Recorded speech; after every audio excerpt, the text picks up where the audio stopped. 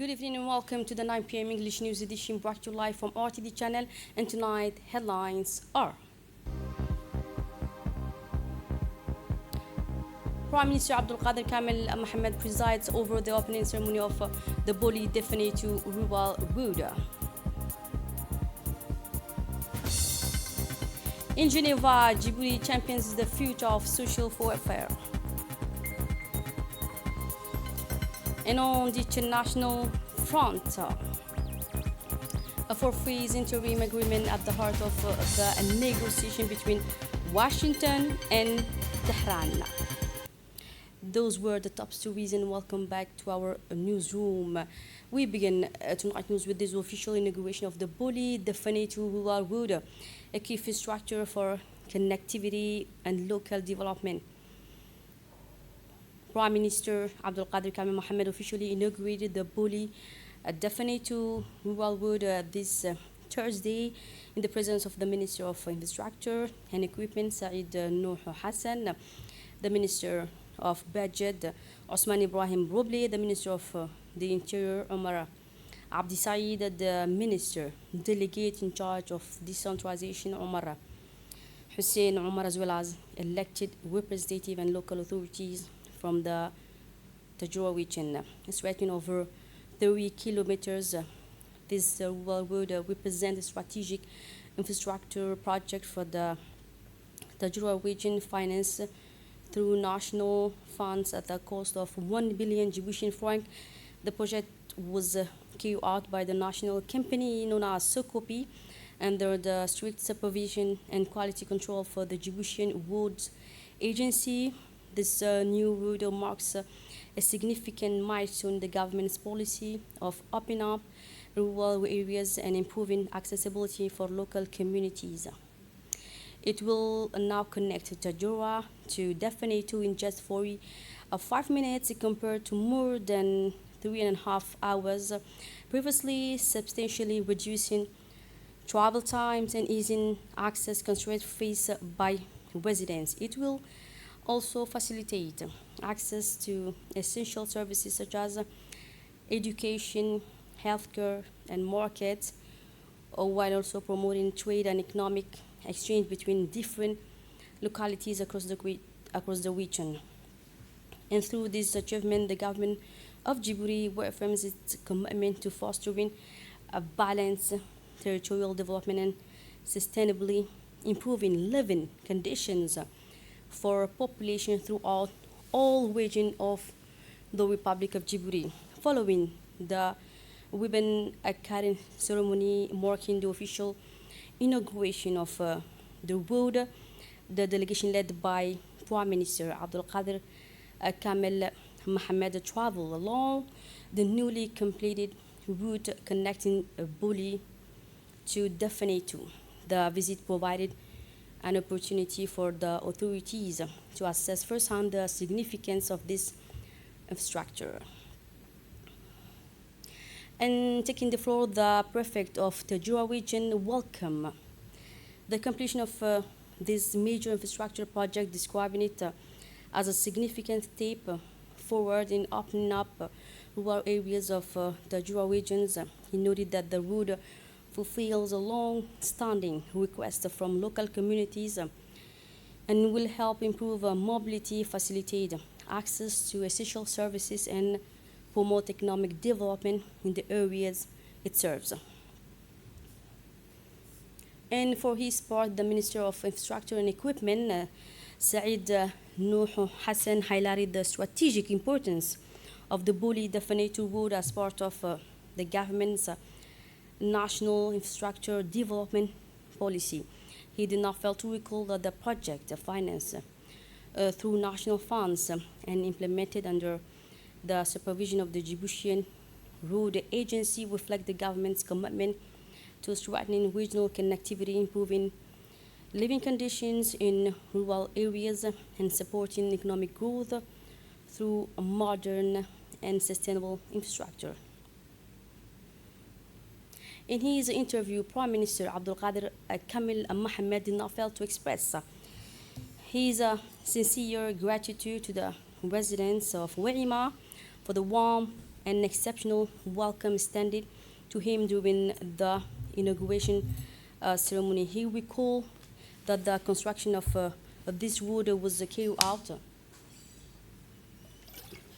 under the directives of the President of the Republic of Djibouti. The project, he said, with a total cost of 1.4 billion Djiboutian franc was implemented by a national company whose professionalism and commitment he highly commended. Prime Minister Abdul Qadir Kamil Mohammed emphasized that this infrastructure project responds to a long-standing request made by the people of Werima and the President of the Republic. Today, he noted that aspiration has become a reality thanks to the vision, determination, and commitment to the country's highest authorities. The Minister of Foreign Affairs and International Cooperation, spokesperson of the government, Abdul Qadir Hussein Omar, visited the embassy of the Republic of Yemen in Djibouti yesterday. And during his visit, he signed the condolence book opening following the death of former Yemeni President Abdurrabbu Mansour Hadi. On this sad occasion, the minister expressed on behalf of the government and people of the Republic of Djibouti his sincere condolence to the government and people of Yemen, as well as to the family and relatives of the late president. He also praised the late president's services to his country and his dedication to the Yemeni people. The minister recalled the important responsibilities he carried during a difficult period in Yemen's history and said that his memory will remain in the heart of many Yemenis and all those who respected his commitment and service to his country. And now moving on to Geneva, where Djibouti is strengthening its partnership with the International Labour Organization for decent work and employment within the framework of the 114th session of the International Labour Conference held in Geneva under the auspices of the International Labour Organization. The delegation of Djibouti, led by the Minister of Labour in charge of formalization and social protection, Younissa Ali Gedi, continued its active participation in the conference proceedings this Wednesday. And throughout this third day, members of the Djiboutian delegation took part in the meeting of various technical committees examining key issues related to the world of work, including social dialogue, international labor standard, worker conditions, and the challenges linked to the economic and technological transformation. And during the plenary session, the conference president announced the result of the vote on strengthening Palestine's participation rights within the ILO.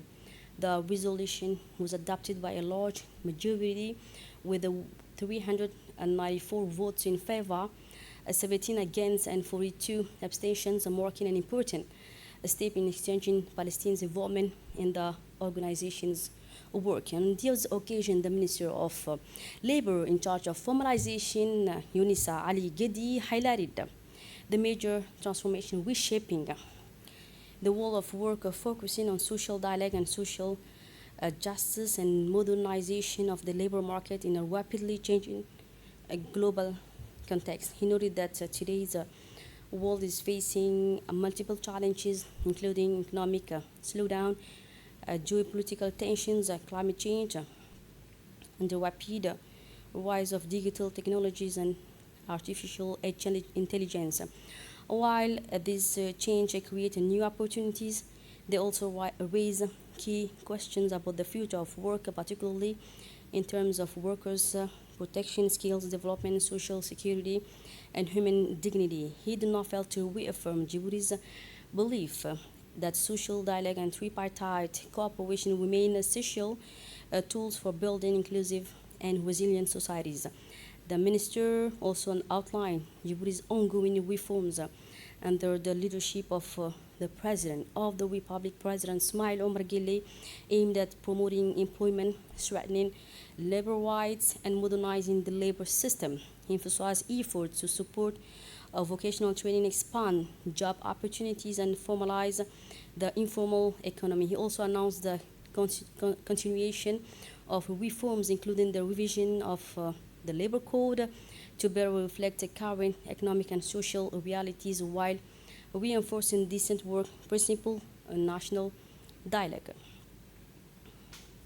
In pursuing his statement, the Minister of Labor in charge of formalization, Yunus Ali Gedi, highlighted the reforms launched by the government of Djibouti to promote youth employment, develop skills, and support digital transformation, as well as the rise of AI.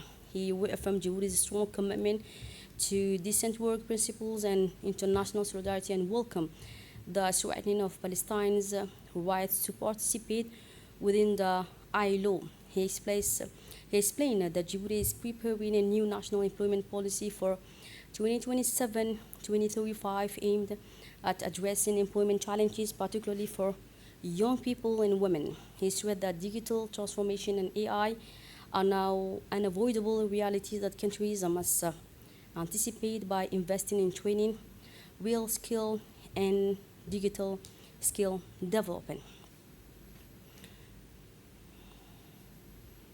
Let's come back to the country where the new Minister of Trade and Tourism, Minister Hilaf, visits Orbis, visits the Chamber of Commerce. And as part of his assumption of office, the new Minister of Trade and Tourism, Orbis Hilaf, Orbis carried out his first official visit this morning to the Djibouti Chamber of Commerce. He was welcomed by the President of the institution, Yusuf Musa Dawali, and members of the executive board. The minister took the opportunity to gain a clearer understanding of the chamber's key role in supporting national economic development. And during discussion, he was briefed on its mission, achievement, and ongoing project, including initiative launched under the previous leadership. A video conference also outlined the institution's responsibilities. And at the end of the meeting, Yusuf Musa Dawale delivered a welcome speech congratulating the minister on his appointment at the head of the Ministry of Trade. He highlighted the key missions of the Chamber of Commerce and pointed out the main challenges that require special attention to promote the private sector. He also reaffirmed the Chamber's willingness to work closely with the ministry to strengthen the business environment and support economic growth. He did not fail to stress the importance of regular dialogue between public and private stakeholders to address emerging economic challenges effectively. And for his part, the Minister of Trade and Tourism, Minister Orbis, expressed his sincere gratitude to the President and members of the Executive Board for the warm welcome. He reaffirmed his commitment to strengthening the partnership with the Chamber of Commerce with the aim of promoting the private sector and encouraging its role in the development of trade in Djibouti. He also stressed the importance of working together to improve the business climate and support local entrepreneurs. He finally added that close cooperation between the Ministry and the Chamber of Commerce will be essential to achieving a sustainable economic growth. And still with the national news, the Financial Applications Center of the Ministry of Budget, in partnership with the French Development Agency known as AFD, and with technical support from Expertise France, organized this morning an official ceremony at the Best Western Premier Hotel in Djibouti to award certificates to customs officers who completed a training session on customs regimes and customs declaration control aimed at strengthening their professional skills.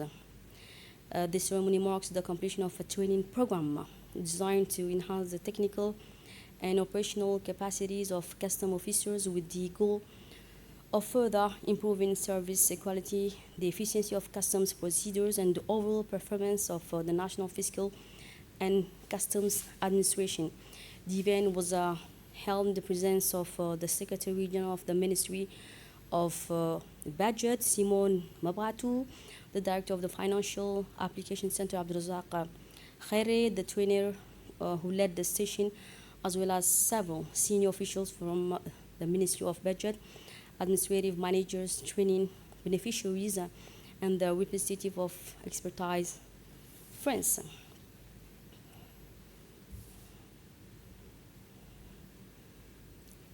In his remarks on the occasion, the director of the Financial Application Center, Abdurazak Khairi Burali, praised the commitment shown by the participants throughout the training period, stressing that the development of civil servant skills is a key pillar in the modernization of public administration and in strengthening its ability to respond to challenges related to public finance management and customs operation.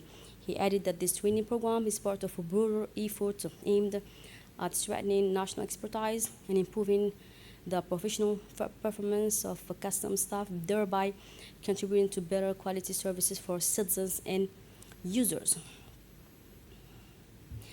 Meanwhile, the Secretary General of the Ministry of Budget, Simon Mabratu, did not fail to congratulate participants for their effort and perseverance during the training. He said that investing in human resources remains a key pillar, a priority for the government to build a more efficient and transparent administration that can meet the country's economic and development needs. He also emphasized that strengthening professional skills within the customs and financial sector is very important to improving institutional performance and ensuring better service delivered to users. Heading now to the Dakhil region, where authorities have launched a large campaign against roaming livestock ahead of the 49th independence anniversary of the country. And as part of preparation for the celebration marking the 49th anniversary of national independence, the authorities in the Dakhil region have launched a large-scale campaign to combat the issue of stray livestock in urban areas initiated by the prefecture of the Dakhil region in collaboration with the regional council. The operation mainly targets herds of goats that are frequently seen along major roads in the city center. It comes in a context of ongoing rehabilitation and modernization of road infrastructure recently undertaken in the Dakhil region.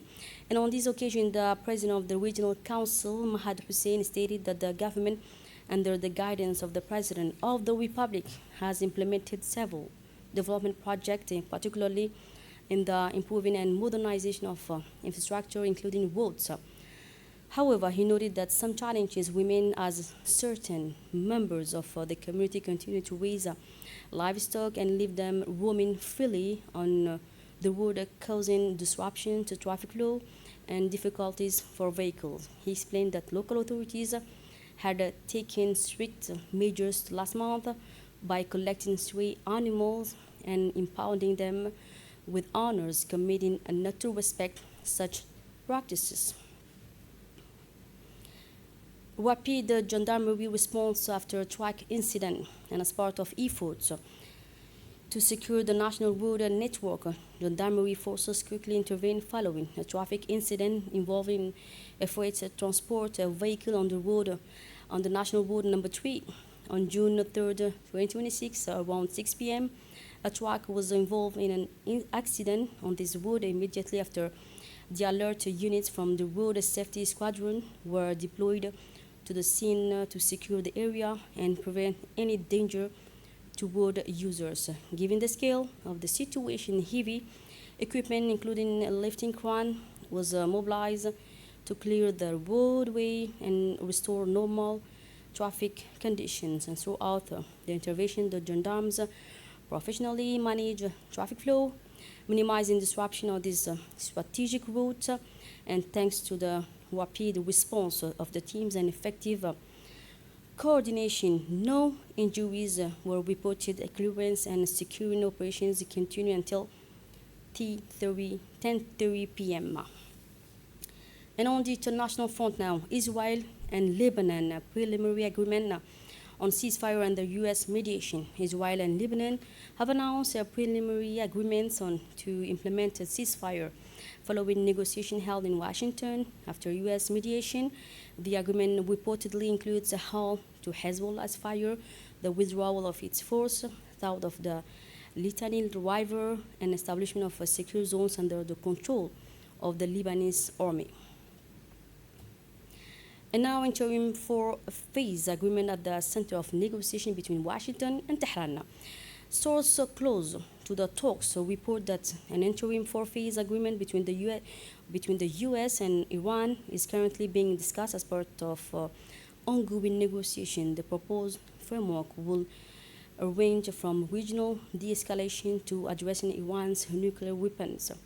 The first phase will focus on consolidating a ceasefire and reducing military tension in the region. The second will address security in the Strait of Hormuz and freedom of navigation. The third phase will involve a gradual easing of certain economic sanctions, while the fourth will deal with the sensitive issues related to Iran's nuclear program and international monitoring mechanism.